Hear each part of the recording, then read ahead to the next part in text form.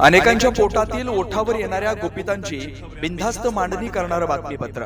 जादा परताव्याच्या आमिषाने 150 कोटींची फसवणूक, जयसिंगपुरातून एजंट गायब। कोट्याधीश होण्याचं स्वप्न पाहणाऱ्यांना रस्त्यावर येण्याची वेळ। जादा परतावा देण्याचा आमिष टाकून जयसिंगपूर शहरातील हजारो गुंतवणूकदारांची सुमारे 150 कोटी रुपयांची फसवणूक झाली आहे। शासकीय नोकरदार, व्यावसायिक, शिक्षक, प्राध्यापक, डॉक्टर आणि व्यापाऱ्यांना गंडा घालून 8 ते 10 एजंट गायब झालेत आणि त्यामुळे गुंतवणूकदारांचे धाबे दणाणले आहेत। कोट्याधीश होण्याचे स्वप्न पाहणाऱ्यांना रस्त्यावर येण्याची वेळ आली आहे। शिरोळ तालुक्यातील अनेक प्रमुख गावात शहर मार्केटच्या साखळीतील एजंटांनी फसवणुकीचे मोठे जाळे विणले आहे।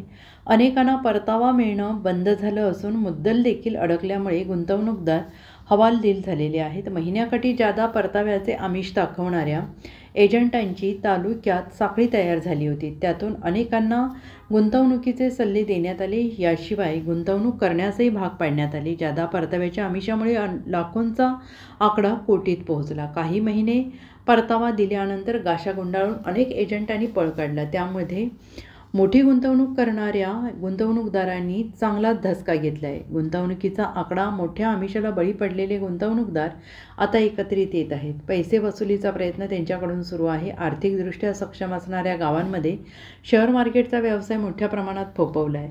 त्यामुळे तालुक्यातील गुंतवणूकदारांची 400 ते 500 कोटी रुपयांची फसवणूक झाल्याची माहिती पुढे येत आहे आणि त्यांचा ससेमिरा वाढल्यामुळे आता हे प्रकरण अंगलट येणार म्हणून अनेक एजंट गायब झाले आहेत। यातून अंग काढण्यासाठी त्यांच्याकडून नवनवीन क्लुप्त्या सुरू आहे। शेअर मार्केटचा फंडा, शेअर मार्केटच्या गुंतवणुकीतून जादा पैशांचं आमिष टाकून अनेकांना एजंटांनी गंडा घातला आहे।